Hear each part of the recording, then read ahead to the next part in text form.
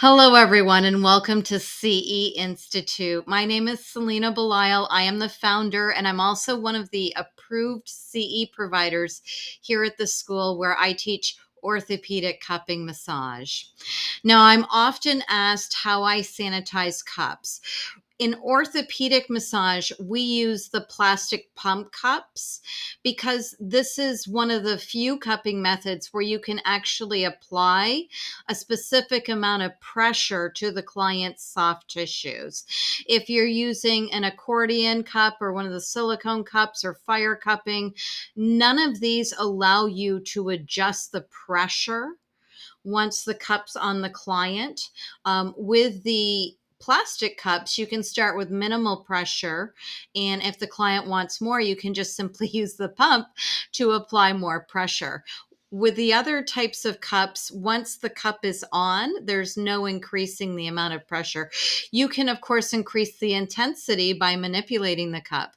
But pump cups, the plastic pump cups, are the only, other than the twist cups, which I don't recommend, the plastic pump cups are the only way you have best control for various pressures during massage manipulation of the cups. So let me show you how we teach to sanitize these plastic pump cups. I'm also going to take apart the pump so you can see how that's done.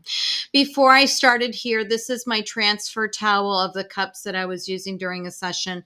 I did clean out the sink prior to starting this video. Now, what I'm going to do is I'm just spraying a dish detergent. I like using a grease cutting dish detergent because I usually use oil, and I don't use anything like a fractionated coconut oil or anything because you really need all the lipids in the oil. To be able to move and gently maneuver that cup over the skin. Sometimes it's not so gentle. And the more oil you have, the less skin friction you will have. You can see I'm individually spraying everything. I probably should have put gloves on while doing this, seeing I am using a cleaner here that is probably filled with chemicals. Also, we don't recommend the use of sponges because sponges can harbor bacteria. I'm simply going to use a paper towel anytime I'm not cleaning with my hands. Okay, so you just twist off the pump. Most, like this is the Kangzhou set. Most pumps will twist apart. If you see one of these whitish ivory color pumps with a green plastic head, that green plastic 25 years ago, it used to rot. It was a different type of plastic. And that plastic tip that inserts into the air valve of the cup.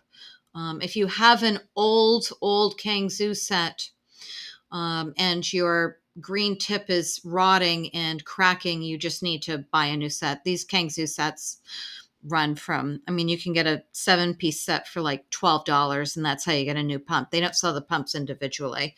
So what I've done now is I've sprayed all of these cups individually. Okay, and now I'm washing them all individually. These cups came with blue and red plastic pieces that had magnetic poles in them. We recommend removing the magnets. I don't think there's much therapeutic benefit with the magnets, so we take them out. It makes a more sanitary session, less extra material, useless material, in my opinion, to clean. And after I've individually washed each cup with the dish detergent, grease cutting dish detergent, I will now individually rinse each cup with hot water. Notice I put a paper towel out for these cups to dry. Okay. Again, I'm not using a dirty sponge filled with bacteria to clean the cups. I'll either use my hands, and if you're not comfortable using your hands, you can use like paper towels. That's probably a cleaner way. And then you just dispose of the paper towel. It's fairly economically friendly, especially if you're using paper towels made of recycled materials. So each cup is individually washed. Make sure you wash the lip of the cup. That's what is in greatest contact with the client's skin. I'm also washing the oil bottles. And I usually use little oil bottles, 2 or 3, and I place them around so they're easy, quick access to be able to re-lubricate the skin, especially if I'm already going and I need to do so quickly. I can handle one of those little 3-ounce oil bottles and open it with my one hand. I don't have to use both hands, so they're convenient. And they're also 3 ounces, so I get to travel with them through TSA at the airport too. So that's pretty much how it's done, folks. Washing and rinsing my last 2 cups. And there you have it. So again, my name is Selena Belisle. I'm here at CE Institute. I trained at the Beijing Hospital in Beijing, China in 2001, right before 9/11. We finished. Who knew that would happen? So I've been I'm trained in fire cupping, and I have 2 certifications in traditional Chinese medicine, both from the Beijing Hospital and in 1995 from the New England School of Acupuncture, where they also taught us fire cupping there. Um, we do not teach fire cupping here at the school for massage therapists and body workers because it might be out of scope of practice for some therapists in some states. And we feel that the air pump plastic cups have better benefits than some of the other cupping methods and cupping materials too, which we all review in our course.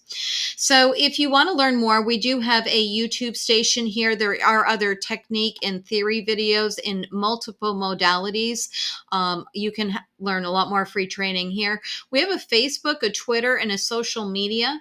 You can find our social media at our website, ceinstitute.com. The social media is underneath the menu bar on the left-hand side if you're on a laptop or computer desktop like this monitor here.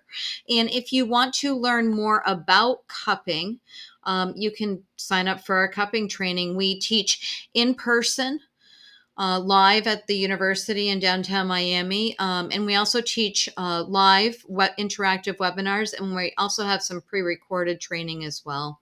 So until I see you in a course, I hope you all be safe.